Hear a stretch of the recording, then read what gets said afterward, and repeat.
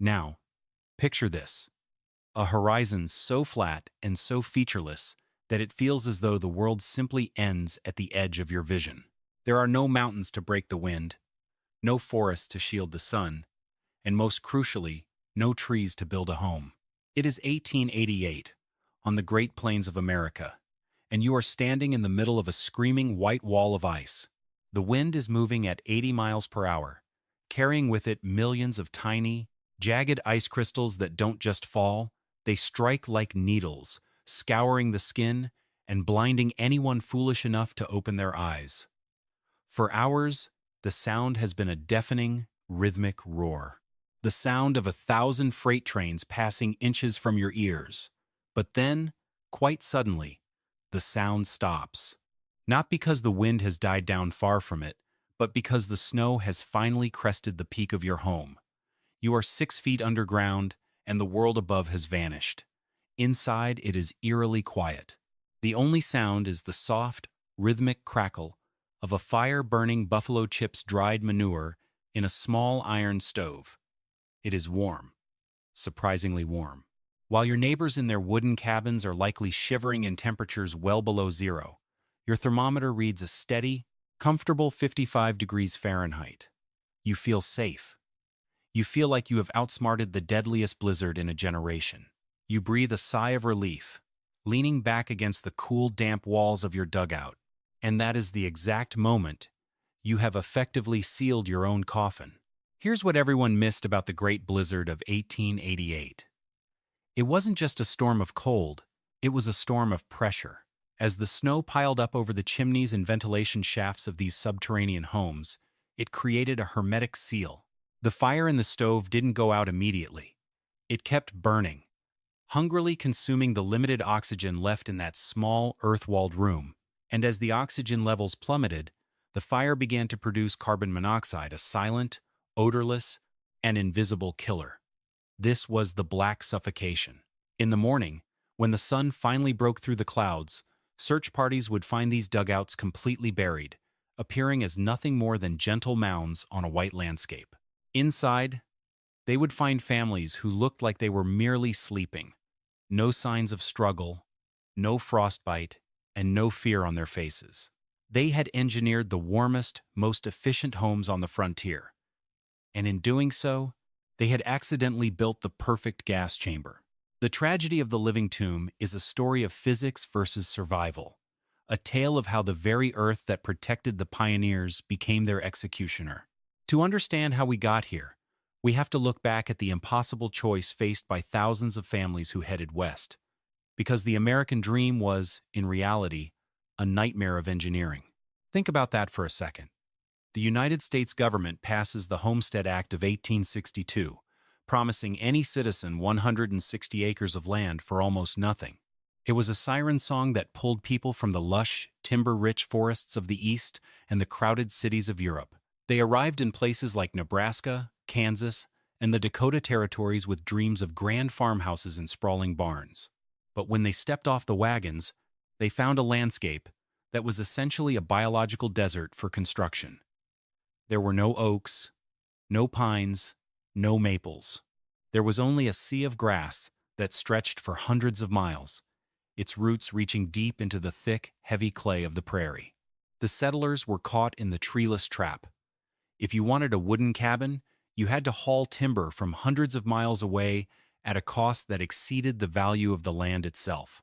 For most, this wasn't an option.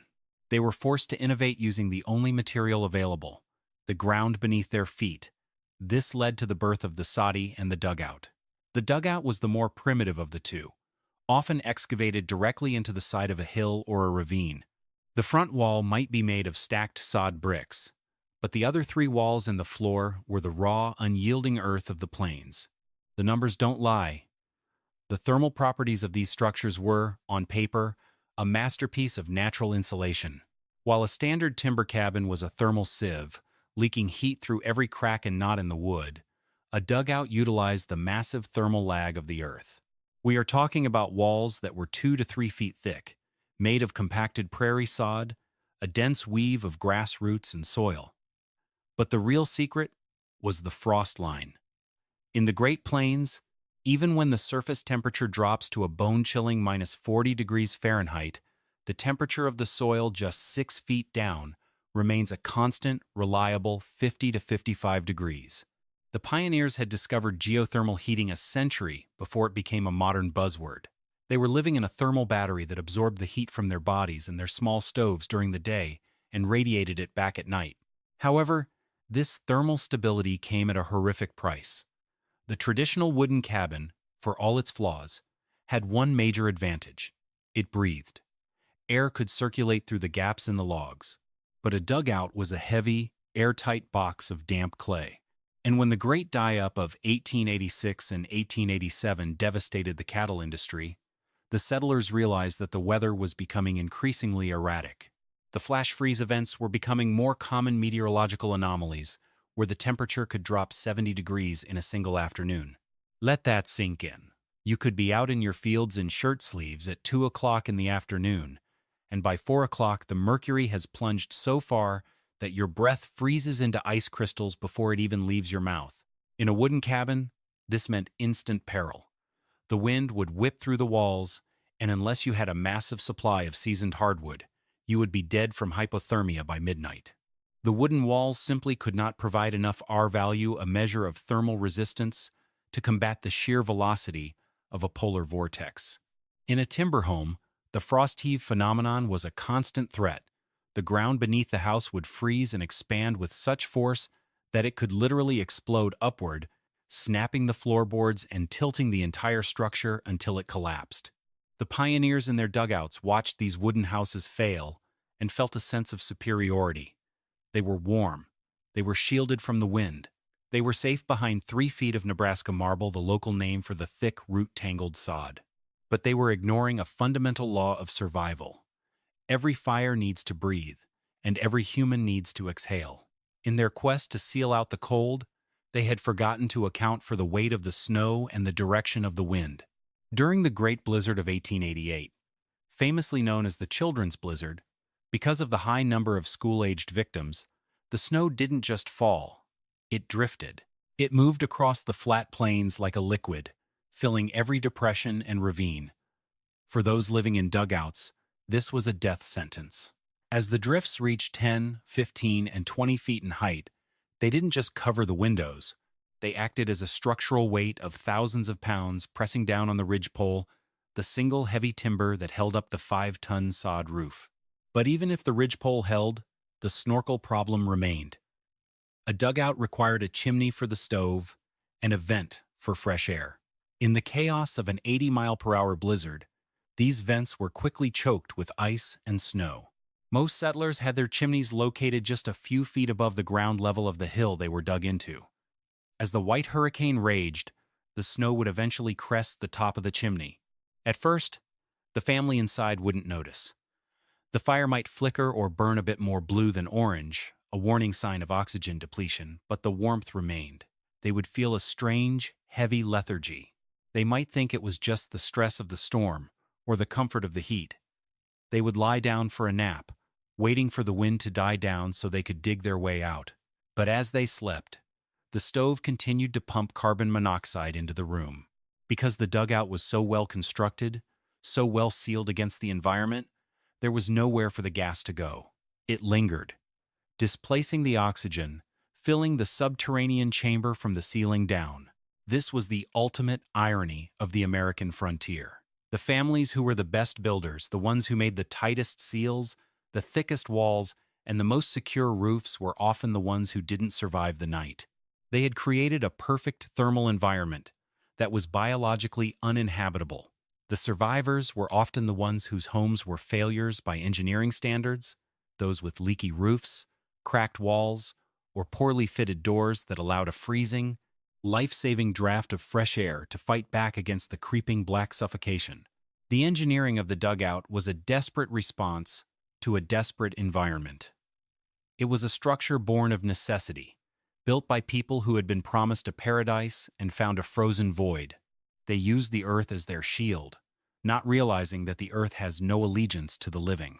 As we move deeper into the mechanics of how these Soddies were actually constructed, the back-breaking labor of the breaking plow and the terrifying physics of a 5-ton roof, we begin to see that every day spent underground was a calculated risk. A gamble that the geothermal warmth of the soil would be enough to keep the cold at bay, without the soil itself becoming the lid on a very quiet, very warm grave. To understand the engineering of a dugout, you first have to understand the biological warfare taking place beneath the surface of the American Great Plains. This wasn't just dirt. It was a dense, ancient, reinforced matrix of living organisms and decaying organic matter that had been weaving itself together since the end of the last ice age. The pioneers called it Nebraska Marble, but that name was a deceptive tribute to its strength. In reality, it was a heavy, damp, and incredibly complex structural composite. The primary component was the root system of the big bluestem and the buffalo grass. These weren't the shallow roots you find in a modern suburban lawn. These roots reached down 5, 10, sometimes 15 feet into the earth, creating a subterranean web so thick and so tough that a standard iron plow would simply bounce off it, or worse, shatter into pieces. The construction of a dugout didn't begin with a hammer or a saw. It began with the breaking plow. This was a specialized, heavy-duty instrument of steel, specifically designed to withstand the astronomical forces required to tear through centuries of root systems. When the blade finally bit into the earth, the sound wasn't the soft whisper of tilling soil. It was a series of sharp, rhythmic cracks, like the sound of pistol shots or snapping cables, as the steel severed the thick, woody roots of the prairie grass. This was the first step in harvesting the bricks that would form the front wall and the roof of the home. The engineering specifications were surprisingly precise. To create a stable structure, the homesteader would cut the sod into bricks that were roughly 18 inches wide, 36 inches long, and 4 to 6 inches thick. Each one of these bricks weighed between 80 and 100 pounds. A single small dugout required hundreds of these slabs. Think about the physical toll of that labor. Lifting, hauling, and stacking thousands of pounds of wet, root-choked earth under a sun that could reach 100 degrees Fahrenheit in the summer. But it was the excavation process where the true geothermal strategy came into play. The builder would select a south-facing slope crucial for catching the winter sun and begin the grueling task of carving a rectangular void directly into the hillside. They weren't just digging a hole, they were sculpting a thermal vault. The floor was usually leveled 6 to 8 feet below the surface of the higher ground. This depth was not chosen at random. It was a calculated move to get below the frost line. In the physics of the plains, the upper layers of the soil are subject to the wild, violent swings of the atmosphere. But as you descend, the earth acts as a massive low-pass filter for temperature. By the time you reach 6 feet down, the daily and even seasonal fluctuations are smoothed out into a flat line. This is the geothermal constant. While the air temperature outside might be 40 degrees below zero, the raw earth of your back wall is radiating a steady, unwavering 55 degrees. Now, we have to address the great scientific misunderstanding of the dugout, the myth of insulation. If you look at a modern home, you see fiberglass bats or foam boards designed to trap air and prevent the movement of heat. Soil is actually a terrible insulator by those standards. A 3-foot-thick wall of sod only provides an R value of about R9, which is less than a standard 2x4 wall filled with cheap insulation today. But the dugout didn't rely on insulation. It relied on thermal mass. The numbers don't lie. The sheer volume of the earth surrounding the living space acted as a massive thermal battery. During the day, the small iron stove in the center of the room would burn buffalo chips or dried sunflowers. The heat from that stove wouldn't just warm the air. It would be absorbed by the damp, dense clay of the walls and the floor. Because the walls were so thick, often reaching 3 to 4 feet at the base, it would take days, sometimes weeks, for a change in the external temperature to migrate through the structure. This is known as thermal lag. When a blizzard struck and the temperature outside plummeted 70 degrees in an hour, the family inside a dugout wouldn't feel it for a long time. The battery of the walls was still discharging the heat it had gathered days earlier. However, this thermal stability was a double-edged sword. To keep that heat in, The dugout had to be built with a structural integrity that bordered on the impossible for a single family. The most dangerous component was the roof. Because there were no trees for timber, the ridge pole, the central beam that supported the entire weight of the roof, had to be hauled in from great distances, often at a cost that represented a family's entire life savings.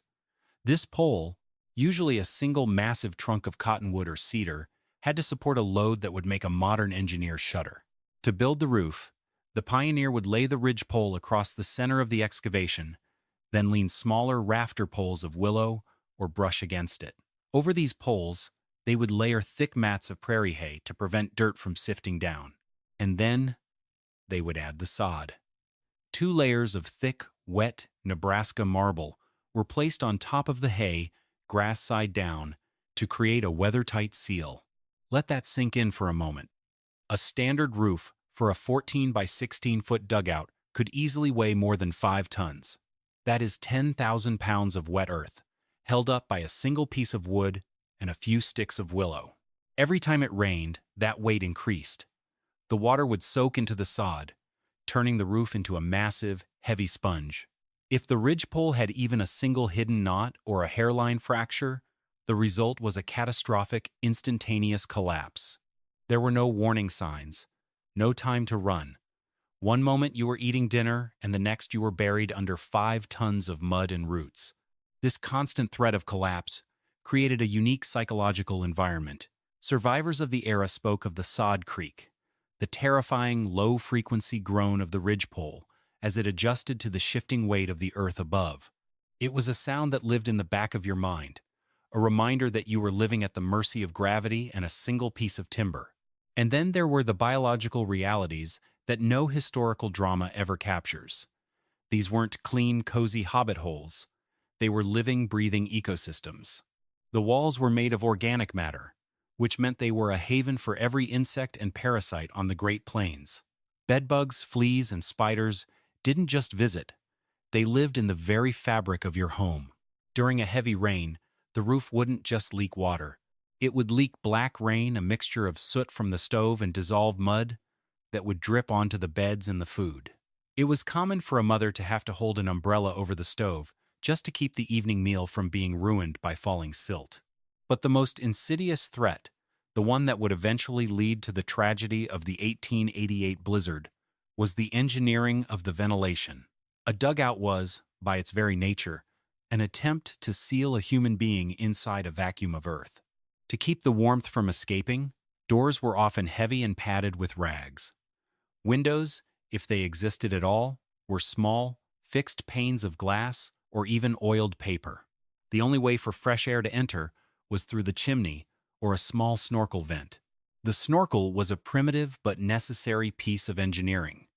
It was usually a hollowed-out log or a small stone flue that extended from the back of the dugout up through the hillside to the surface. Its purpose was to provide a draw for the stove.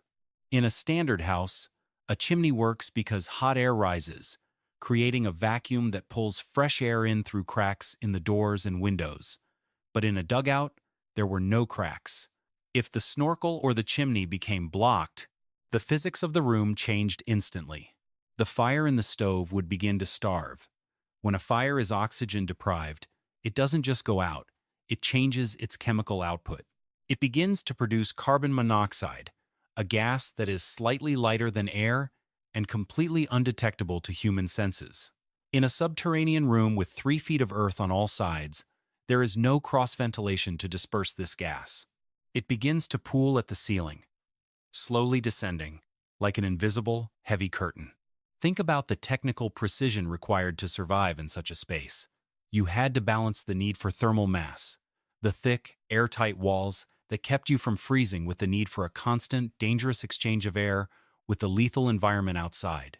The frost line was your protector, keeping you at 55 degrees while the world outside was a frozen void.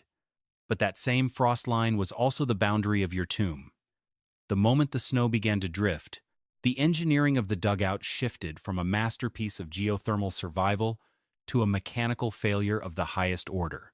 The pioneers were effectively living inside a giant earthen battery that was being slowly covered by an insulating blanket of snow.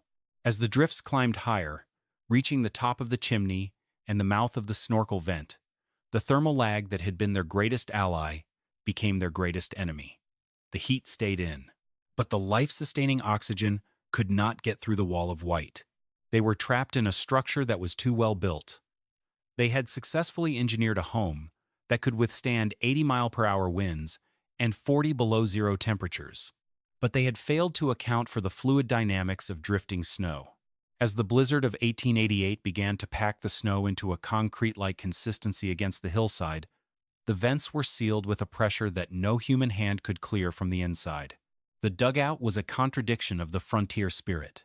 It was an act of extreme humility, admitting that the environment was too powerful to be conquered with traditional wooden architecture, and an act of extreme hubris, believing that you could live inside the earth and not be reclaimed by it. Every sod brick, every ridgepole, and every excavated inch was a component in a complex machine designed to cheat death. But on that January afternoon, the machine stopped working.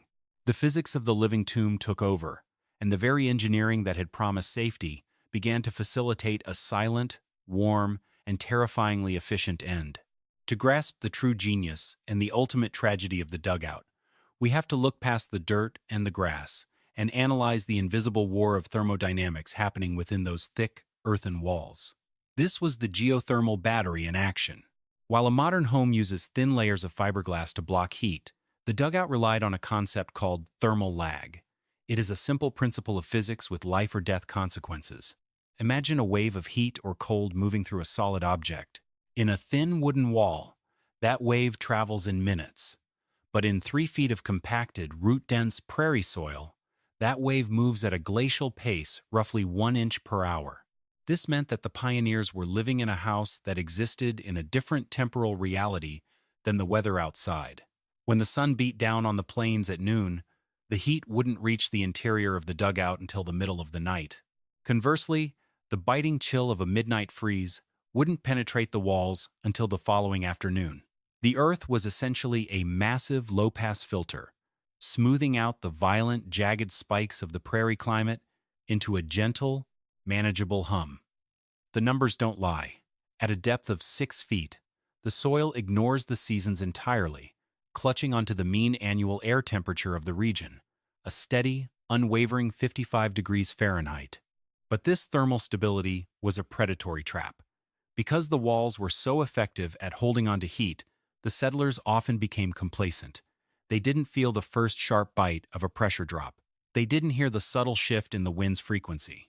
They were insulated not just from the cold, but from the very cues of nature that should have signaled a retreat. And inside this thermal vault, a secondary, more lethal physics experiment was unfolding: the struggle for atmospheric balance. A dugout was, for all intents and purposes, a sealed pressure vessel. To maintain that precious 55-degree equilibrium, every gap was stuffed with rags, every door was heavy set, and every window was a fixed, unmoving pane. But a human being is a biological combustion engine. We take in oxygen and we exhaust carbon dioxide. When you add a cast iron stove into that tiny, airtight room, the consumption of oxygen accelerates exponentially. For a fire to burn, it needs a constant stream of fresh air, a process known as the draw. In a traditional house, the chimney creates a low-pressure zone that sucks air in through the cracks in the floorboards and the gaps in the window frames. But in a dugout, there are no cracks. The only source of fresh air was often the chimney itself, or a secondary snorkel vent. This created a precarious mechanical tension. If the air pressure outside dropped too quickly, as it does during a severe blizzard, it could actually cap the chimney. The high-velocity winds of a storm, moving at 70 or 80 miles per hour, create a phenomenon known as Bernoulli's principle. As the air rushes over the top of a chimney pipe, it can create a localized area of high pressure that pushes the exhaust gases back down the flue. Think about that for a second. The very system designed to carry smoke away becomes a piston, driving carbon monoxide and soot back into the living quarters. And because the dugout was so perfectly sealed against the wind, there was no cross breeze to clear the poison. The settlers were engineering a world-class thermal environment, but they were doing so at the cost of their own respiratory safety. They were living in a room where the air was stagnant, heavy, and increasingly toxic. The fuel they burned only added to the danger. On the treeless plains, wood was a luxury. Most families relied on buffalo chips, dried manure, or sod corn, which consisted of dried corn cobs. These fuels are not clean burning. They produce a thick, acrid smoke and a high volume of particulate matter. In a well-ventilated space, this is a nuisance. In a subterranean dugout during a storm, it is a chemical weapon. As the oxygen levels in the room dropped below 18%, the chemistry of the fire began to change. The flames would transition from a healthy, vibrant orange to a ghostly, flickering blue. This is the visual signature of incomplete combustion. The stove was no longer producing carbon dioxide. It was now pumping out pure, odorless, colorless carbon monoxide. This brings us to the morning of January 12th, 1888, a day that would become etched into the history of the American West as the Children's Blizzard. The morning began with a cruel deception. After weeks of brutal, bone-chilling cold, the sun rose over a landscape that felt almost spring-like. The temperature climbed above freezing. In the dugouts and sod houses across Nebraska and the Dakota Territories, families opened their heavy doors to let in the fresh, moist air. Children were sent to school in light jackets, and men headed deep into the fields to tend to livestock that had been huddling in the lee of the hills. But the atmosphere was masking a monster. A massive polar air mass was screaming down from the Arctic, moving with such speed that it outran the barometric warnings of the era. At approximately mid-morning in the Dakotas and early afternoon in Nebraska, the blue norther hit. It wasn't a gradual transition. Witnesses described it as a wall of white that simply erased the world. The temperature plummeted from above freezing to 20 degrees below zero in a matter of minutes. The wind, which had been a gentle breeze, suddenly exploded into a roar of 80 miles per hour. For those in the dugouts, the first instinct was to retreat and seal the door. They felt the familiar heavy thud of the wooden latch and believed they were safe. They stoked their stoves with extra buffalo chips, preparing to ride out what they thought was just another winter gale. But this was no ordinary storm. The Children's Blizzard was characterized by a unique, flour-like snow crystals, so fine and so dry that they behaved like a fluid rather than a solid. As the wind whipped across the flat, treeless expanse, it carried millions of tons of this powdery ice, seeking out every depression in the landscape. The dugouts, excavated into the sides of hills and ravines, were the perfect snow sinks. The drifts didn't just pile up against the walls.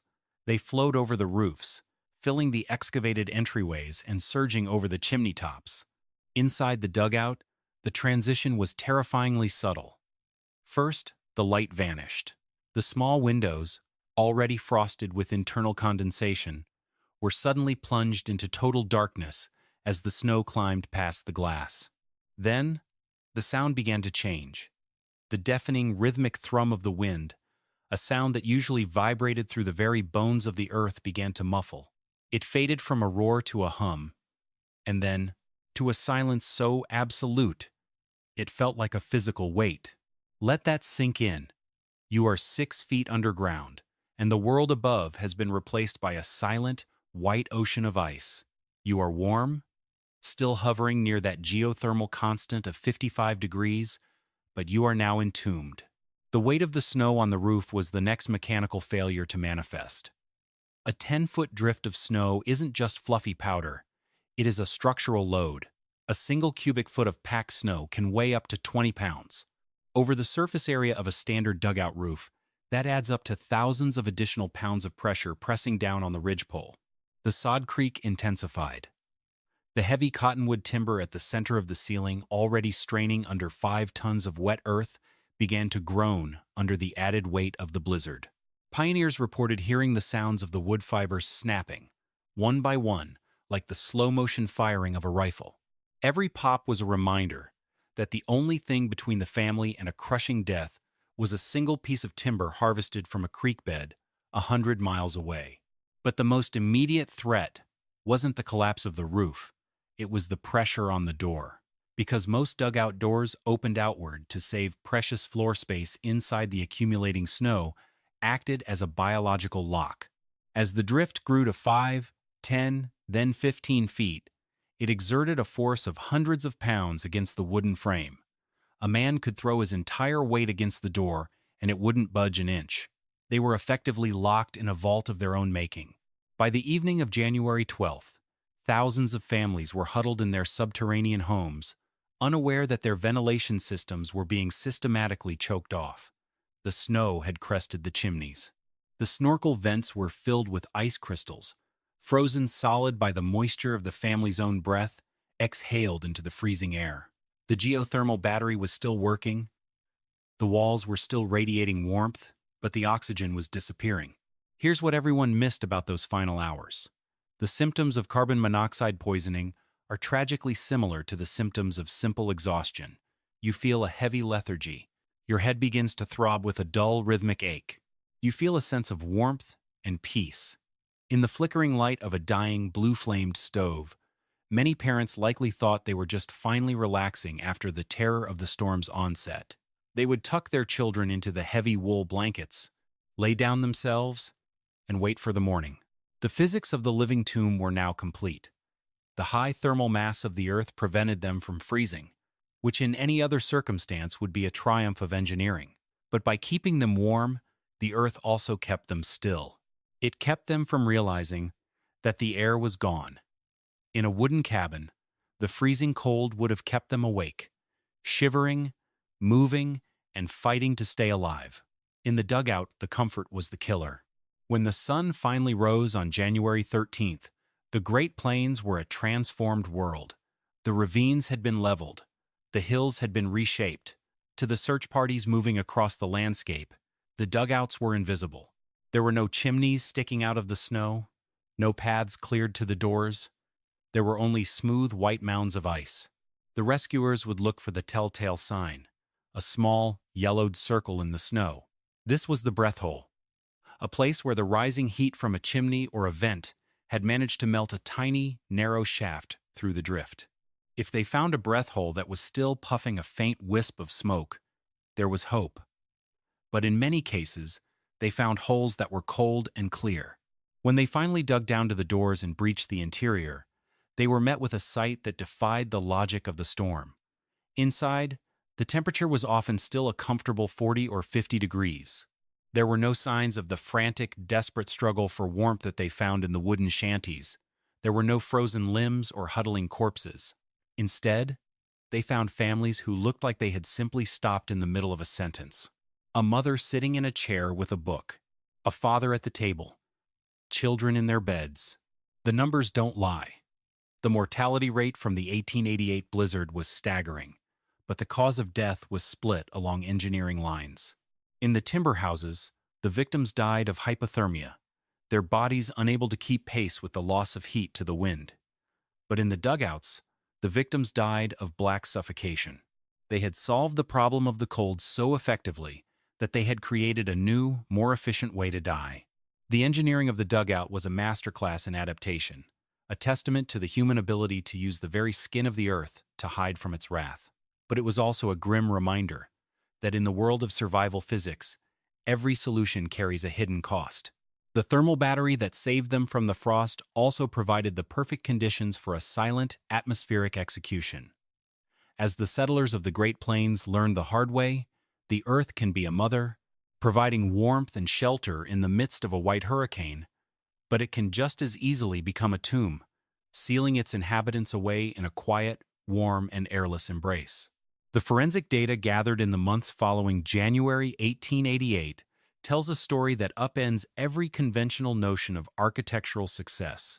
When investigators and relief committees moved across the decimated landscape of Nebraska and the Dakota Territories, they weren't just counting the fallen, they were inadvertently conducting one of the first large-scale studies on the physics of extreme survival. The contrast between the two dominant styles of frontier housing was stark, providing a brutal laboratory for the laws of thermodynamics. In the timber frame houses and log cabins, those structures we usually associate with pioneer grit, the battle was against the loss of kinetic energy. Heat was moving out of the house and into the frozen void at an uncontrollable rate. Inside those wooden walls, the air temperature often plummeted to a staggering -10 degrees Fahrenheit. Survivors reported that the water in their kettles had frozen into solid blocks of ice while sitting directly on top of the stove.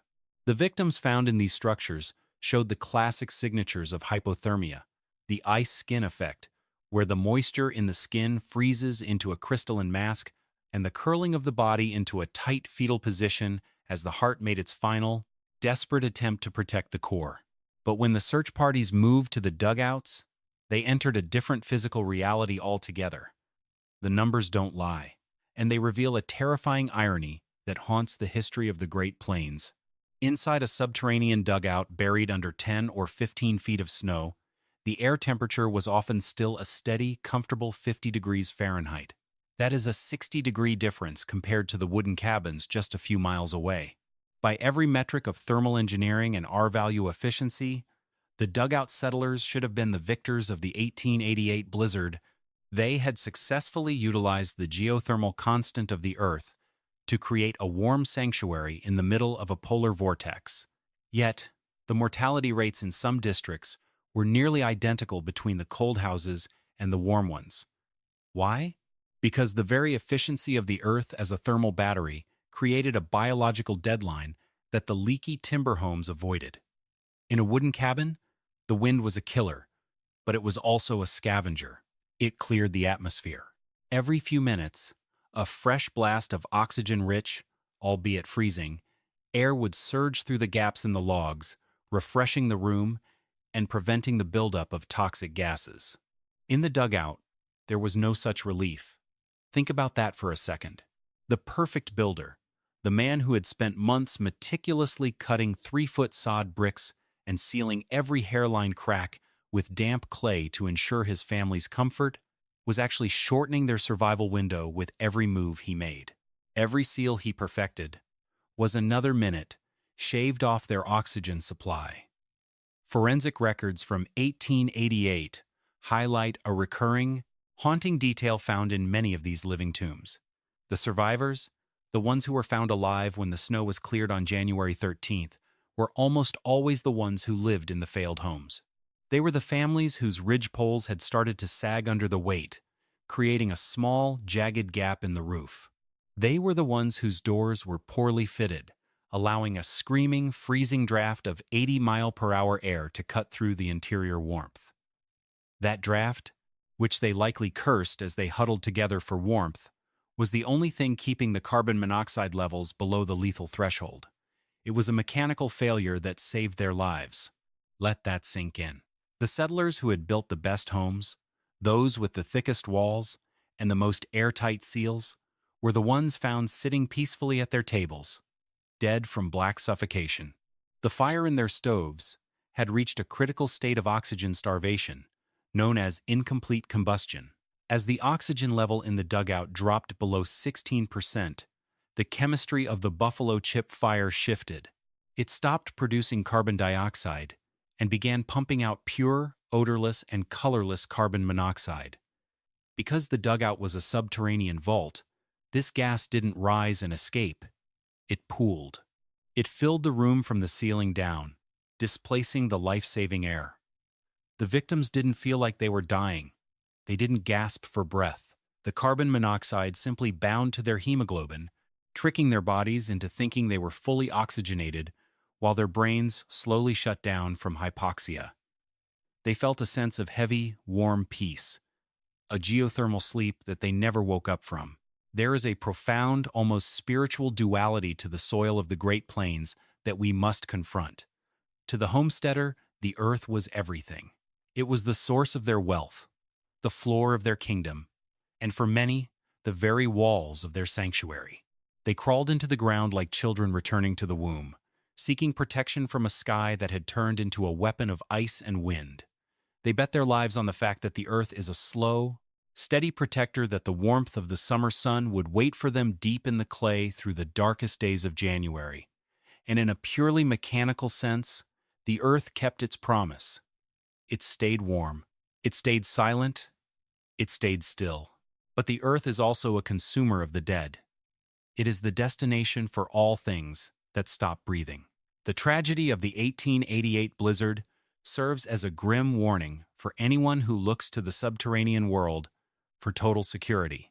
We must remember that survival is not just about maintaining a number on a thermometer. It is about the delicate, constant exchange between the human body and the world outside. When we try to seal ourselves off entirely from the violence of nature, we often find that we have simply traded one danger for another. We trade the loud, visible threat of the cold for the silent, invisible threat of the void. Now, picture this. A lone chimney pipe, barely sticking out of a vast, featureless ocean of white snow. For days, that pipe was the only umbilical cord connecting a family to the living world. When that pipe was choked by the drifting ice, the dugout transitioned from a home to a machine of death.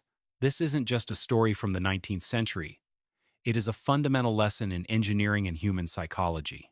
For the modern survivalist or the off-grid architect, the lesson of the living tomb is more relevant today than ever.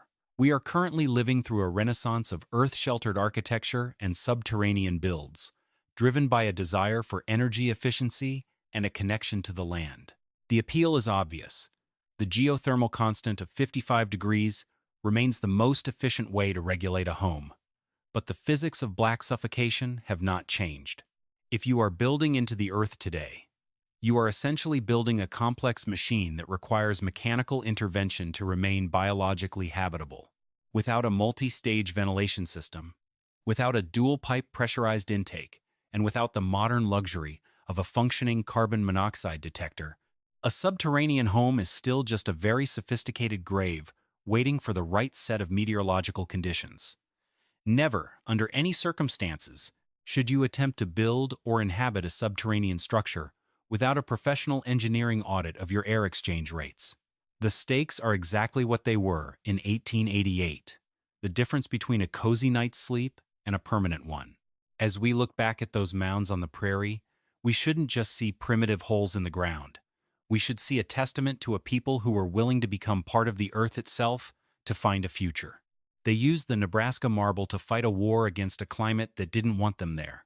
They learned, through the most painful process of trial and error, that the ground is a heavy, silent partner in the dance of survival. It can hold you, it can warm you, and it can protect you. But if you forget to let it breathe, it will eventually reclaim you. The living tomb remains a monument to that pioneer spirit, a reminder that in the hollows of the earth, the line between sanctuary and sepulchre is as thin as the breath of air coming through a snow-choked chimney. If you found this forensic look at frontier engineering fascinating, hit the subscribe button and the bell icon. We are deep diving into the physics of forgotten history every week, and you won't want to miss our next investigation into the structures that shaped the human story. Until next time, stay warm, stay curious, and most importantly, keep the air moving.